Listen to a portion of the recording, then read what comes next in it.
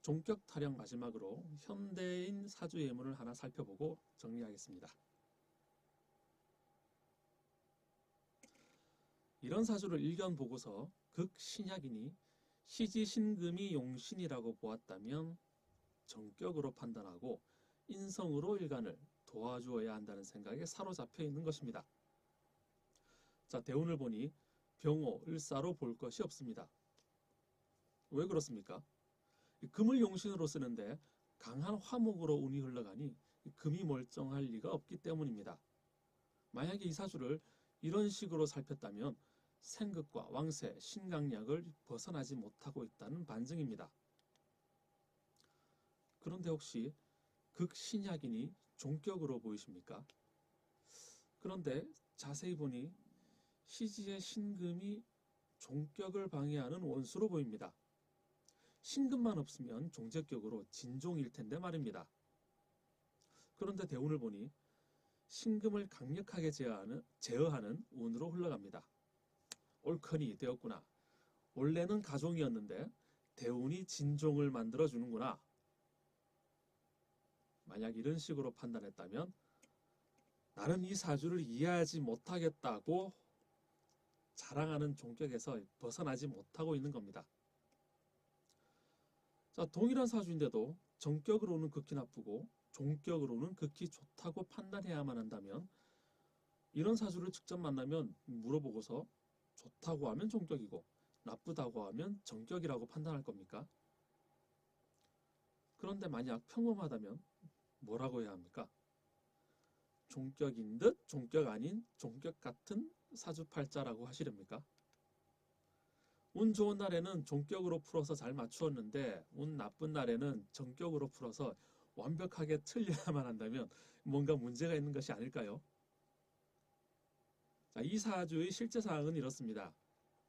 원광대 동양대학원 문학석사 논문 명리이론과 학업성취의 상관연구에 소개된 명조인데 2003년 당시 경기도 수원의 고등학교 1학년 학생으로 병호대운, 개민연, 전교 604명 중 1등을 했습니다. 이 질문자는 어떻게 학마원에 전교 1등을 할 수 있는지 이해하지 못하겠다고 합니다. 과연 학마원일까요? 아니면 학업운일까요?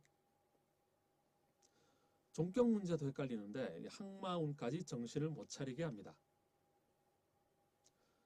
재성을 왜 학마운으로 볼까요? 그러니까 왜 공부와 인연이 없는 운이 재성이라고 단정할까요? 자, 공부와 돈은 이 정반대 속성이라고 판단하는 십신의 특징 때문입니다. 즉, 인성은 공부를 잘하고 재성은 공부에 집중하지 않고 돈을 좋아한다는 어설픈 십신 논리를 벗어나지 못하기 때문입니다. 자세히 보면 그럴만합니다. 정정 오미로 몽땅 재성들로 둘러싸였고 자, 그것도 부족해서 무토까지 드러나 재생살의 문제까지 있으니 이 한눈에 봐도 인성을 써야 하는 팔자임이 명백하기에 잽싸게 대운을 봅니다. 자, 운에서라도 용신을 기다려야 합니다. 왠가 꽝입니다. 병호을사대운입니다. 이 설상가상으로 임수가 완전히 정신 못 차리게 생겼습니다.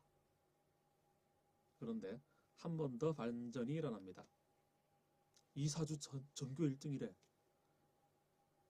머리 싸매고 생각해봐도 알 길이 없습니다. 그럼 탈출구는 바로 종격입니다. 가장 그럴싸하게 도망갈 수 있는 핑계거리치고 종격 타령만 한 것이 없습니다. 아하, 종제격이고 시지신금이 기신이구나. 그것을 병호가 극해서 없애주니까 진종제격이 성격되면서 좋구나. 그럼 그렇지. 자, 허점이 보이기 시작합니다. 인성은 원래 공부 잘한다고 그렇게 떠들었는데 종제격으로 바뀌면서 인성이 상하니까 오히려 공부를 잘한다는 이상한 논리를 펼치기 시작합니다. 도대체 인성은 공부를 잘하는 것입니까? 못하는 것입니까? 원래는 잘하는데 이 종제격이 되면 인성이 없어져야 공부를 잘하는 것인가? 이 십신생극에 근거한 논리들의 땜방질 이론들이 계속 양산됩니다. 자, 그런데 한 가지 생각해 보십시오. 신강약이 공부를 잘하게 하고 종격이 공부를 잘하게 할까요? 재성이면 공부를 못하고 인성이면 공부를 반드시 잘할까요? 자, 이런 논리들이 맞다고 생각하십니까? 자, 공부를 잘하려면 첫째, 집중력이 좋아야 합니다. 둘째, 기억력이 좋아야 합니다. 셋째, 이 응용력이 좋아야 합니다. 신강하면 집중력이 좋을까요? 신약하면 집중력이 좋을까요? 신강약, 종격과 공부 잘하는 것이 관계가 있긴 할까요? 이 집중력이 좋으려면 이 집중할 수 있는 에너지가 내 사주팔자에 있어야 합니다. 당연한 거 아닙니까? 자, 이 사주에서 수많은 정화, 오미는 모두 이 중력 에너지로 만물을 한 곳에 몰아서 집중하도록 합니다. 이런 특징이 집중하여 공부를 잘하게 해주는 겁니다. 자, 이해가 어렵다면 사계도로 살펴보겠습니다.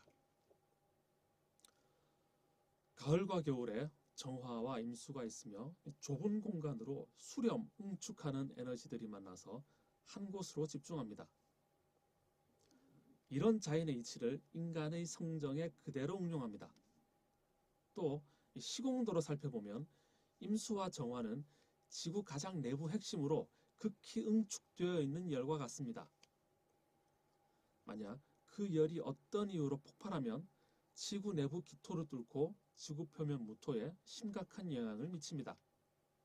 지진, 화산 폭발, 쓰나미, 지각 변동 등입니다. 이 지각 변동의 주 원인은 정화, 열이 분명합니다. 자세한 내용은 60간지 상어권에 자세히 풀어 설명했으니 참고하시기 바랍니다. 이때 시간의 방향을 참조하여 살펴보면 그 이치가 명확해집니다. 십신생극론 재생살로 살피면 이 정화는 일간을 약하게 만드는 재성이라고 생각되지만 에너지 특징과 시간의 방향으로 살피면 정화가 임수를 향하여 갑니다. 임수는 정화의 수렴, 중력 에너지를 내부에 축적합니다. 십신생극 논리로는 절대로 깨우칠 수 없는 오묘한 에너지 특징들을 이해해야 합니다. 자, 이런 이유로 이 친구는 정미월주를 지날 때 엄청난 집중력으로 공부를 잘하는 겁니다.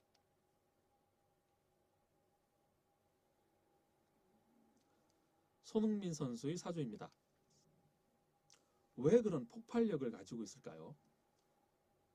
그렇습니다. 이 정미의 집중력과 정임합의 극도로 축적된 에너지를 가졌기에 일순간 엄청난 폭발력을 을목의 활력으로 활용합니다. 로켓이 발사하는 원리와 동일한 겁니다.